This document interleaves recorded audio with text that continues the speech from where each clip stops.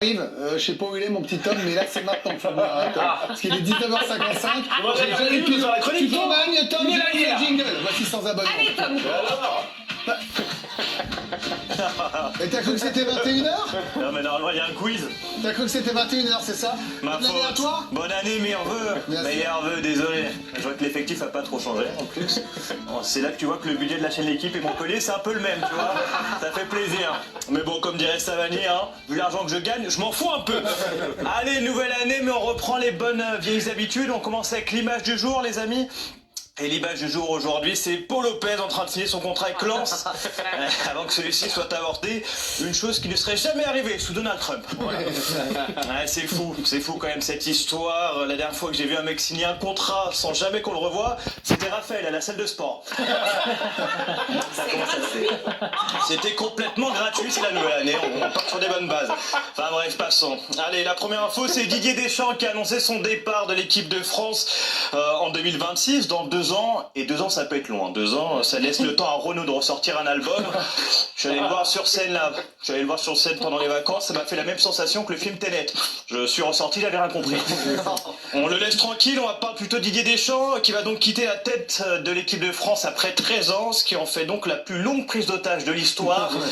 On va quand même pas tout lui enlever, hein, Dédé, une Coupe du Monde, 3 finales, grâce à lui on est redevenu une grande nation, on a arrêté de complexer, notamment de notre sourire, ça fait plaisir. Alors merci Didier. Et va nous en chercher une petite dernière, peut-être remplis-moi ton armoire à trophées encore. S'il te reste de la place, au pire, t'envoies 2-3 trophées à Dimitri Payet. Voilà. Et il devrait trouver de la place entre 2-3 caleçons. On parle de Ligue 1. Allez, on parle de Ligue 1, puisque après Cristiano Ronaldo, c'est Neymar qui a critiqué notre beau championnat. Il a dit le niveau de la Saudi Pro League augmente et d'après ce que je vois, il est meilleur que celui de la Ligue 1. Pourquoi pas. D'ailleurs, on va voir en image sur quels critères se base son argumentaire. Voilà. Comment lui en vouloir? Après on peut pas tout lui enlever, hein. Neymar il regarde beaucoup le championnat, il rate quasiment pas un seul match de son équipe à la télé. Bon le problème c'est que normalement il est censé être joueur, mais ça c'est un autre débat, hein. C'est con. Eh oui. Ça joue à quoi? Ah, ça joue à rien. En 2024 il a quand même touché 101 millions d'euros pour 42 minutes, pas mal, hein, c'est le taf le plus rentable après être coiffeur de Yann Rio. 100 millions pour 2 matchs, hein, avec un physique à gérer un barbecue. Oh, je pense qu'en 2025 il est plus apte à contrôler une cuisson qu'un ballon, mais après ça ne reste que mon avis. Le pauvre Neymar, enfin le pauvre non. Il n'y a pas que le foot dans la vie, Tom. Et surtout pas sur la chaîne L'équipe, hein, la chaîne de tous les sports, surtout ceux qui coûtent pas trop cher.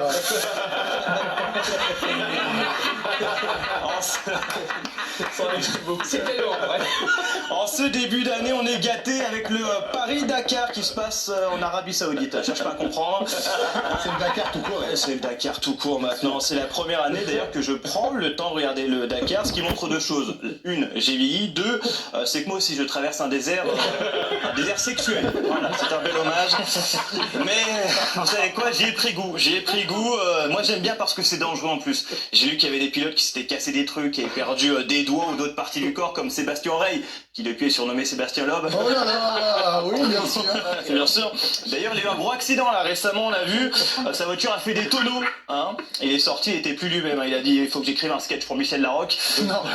Il avait sûrement dû taper une pierre. Après, en ce moment, la chaîne L'équipe diffuse 2 compétitions, le Dakar et le Vendée Globe. Bon voilà, je passe des après-midi à regarder des gens avancer sans comprendre où ils vont. C'est dur, hein. Au Vendée Globe, j'ai lu qu'ils partaient presque 3 mois complets. J'ai entendu dire plein de gens dire ils sont fous. Non, ils sont mariés, les mecs. Tu pars 90 jours peinard au milieu de rien, tu te fais réveiller par un truc qui grogne. C'est plus Sylvie et ses 46 ans bien tapés, c'est un phoque sur la banquise. Et à force de croiser des phoques, tu commences à retrouver ta Sylvie un peu attirante, ça fait plaisir. Elle est là, la beauté de ce sport. Ça marche aussi pour les femmes, hein, qui le font et qui croisent des éléphants de mer, ça marche aussi. Aller au-delà de ses limites pour trouver son partenaire de nouveau attirant.